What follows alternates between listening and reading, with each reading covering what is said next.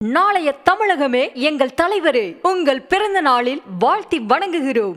வணக்கம் திரு பிரியன். வணக்கம்மா. இந்த முருக பக்தர்கள் மாநாடு, இதுல அரசியல் இருக்கிறதா இல்ல இது ஆன்மீக மாநாடு மட்டும் தானா? இந்த கேள்வியெல்லாம் தாண்டி அதாவது பாஜக தரப்பிலும் இந்து முன்னணி தரப்பிலும் திமுக மீது பல்வேறு குற்றச்சாட்டுகளை முன்வைக்கிறாங்க.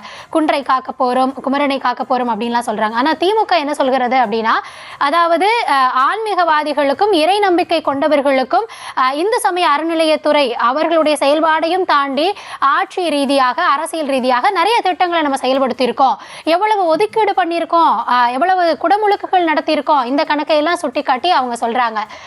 இந்த மாநாடு பாஜகவிற்கு கை கொடுக்குமா அப்படின்ற ஒரு கேள்வியும் உள்ளது. அதே நேரத்தில் திமுகவின் செயல்பாடுகள் இந்த விவகாரத்தில் நம்ம எப்படி எடுத்துக்கலாம்?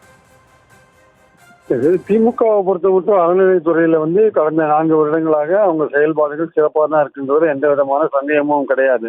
3000க்கும் மேற்பட்ட கோயில்களுக்கு கும்பாபிஷேகம் பண்ணது மட்டும் இல்லாம பல்வேறு கோயில்கள்ல அந்த நிலங்களை மீட்டெடுத்திருக்காங்க.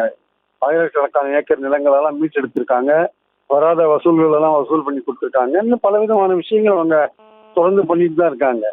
ஆனால் அதே சமயம் பாரதிய ஜனதா கட்சி இந்து முன்னணி அமைப்பு இன்னைக்கு திருப்பரங்குன்றத்தை மதுரையில மாநாடு நடத்துவது என்பது அந்த திருப்பரங்குன்றம் மலை சம்பந்தப்பட்ட விஷயம், அது தொடர்பாக ஏற்பட்ட சர்ச்சை, அதை தொடர்ந்துதான் இந்த மாநாடு அங்க நடத்துறாங்க அவங்க. ஆக்சுவலா இதுல ஒரு நோக்கம் அவங்களுக்கு என்ன இருக்குன்னா, வரப்போற சட்டமன்ற தேர்தலில் ஒரு குறிப்பிட்ட விஷயத்த அவங்க பண்ண நினைக்கிறாங்க. அதாவது சவுத்துல அதிமுக பாஜக ரெண்டும் இணைந்திருந்தால் ஒரு வலுவான கூட்டணியாக இருக்கும் என்ற ஒரு பார்வை இருக்கிறது அங்க. ஆனால் கடந்த பார்லிமெண்ட் எலெக்ஷன்ல சவுத்துல இருக்கிற 10 பார்லிமெண்ட் தொகுதிகள்ல திண்டுக்கல்ல இருந்து நாகர்கோயில் வரையும், இந்த சைடு தேனியிலேருந்து ராமநாதபுரம் வரையும் பாத்தீங்கன்னா 1,05,00,000 ஓட்டுகள் பதிவாச்சு. ஆக்சுவலா அந்த பதிவான ஓட்டுகள்ல பாரதிய ஜனதா கூட்டணி 23 லட்சம் ஓட்டுகளும் அதிமுக 18 லட்சம் ஓட்டுகளும் தான் வாங்கினாங்க. அப்ப ரெண்டுமே சேர்ந்து வாங்கின ஓட்டுகள் 41 லட்சம் ஓட்டுகள் தான் வாங்கினாங்க. அந்த 10 பாராளுமன்ற தொகுதிகள்ல 58 சட்டமன்ற தொகுதிகள் இருக்கு. நீங்க அந்த 41 லட்சத்துக்கு நீங்க 58 எம்எல்ஏ தொகுதிகளுக்கு பகிர்ந்து பாத்தீங்கன்னா ஒரு தொகுதிக்கு 68,000 ஓட்டு தான் வாங்குற மாதிரியான ஒரு கணக்கு வரதை நம்ம பாக்குறோம் நம்ம. ஸோ இந்த சூழல்ல பார்க்கும்பொழுது அந்த 68,000 வாக்குன்றது போராது, ஒரு தொகுதியில வெற்றி பெறத்துக்கு போராது. ஒரு எம்எல்ஏ தொகுதியில் வெற்றி பெறத்துக்கு 1,4 லட்சம் ஓட்டு தேவை. ஸோ அதனாலதான் இந்த மாநாடு நடத்தி இதன் மூலமாக இந்துக்களின் ஓட்டுக்களை ஒருங்கிணைக்க முடியுமா என்கிற ஒரு முயற்சியில பாஜக ஈடுபட்டிருக்காங்க. அதுக்கு ஒரு முக்கியமான உதாரணம் இந்த சமீபத்தில் நயினார் நாகேந்திரன் சொன்ன ஒரு விஷயம்.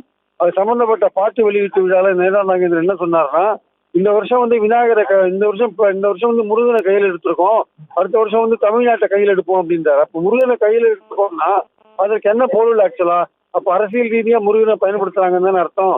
ஆனா கோர்ட்ல எல்லாம் என்ன சொல்றாங்க, நாங்க அரசியல இது ஆன்மீக மாநாடு, அரசியலுக்கு எதுக்கும் சம்பந்தம் இல்லைன்னு சொல்றாங்க. ஆனால் அந்த திருப்பரங்குன்றம் மலை விவகாரத்தை வைத்துக் கொண்டு மதுரையில் இது போன்ற ஒரு மாநாட்டை நடத்தினால் தென்பகுதியில் உள்ள இந்துக்களின் ஓட்டை வாங்கலாம் என்ற ஒரே நோக்கத்துலதான் இந்த மாநாடு நடத்தப்படுகிறது என்பதில் எந்த விதமான சந்தேகமும் கிடையாது.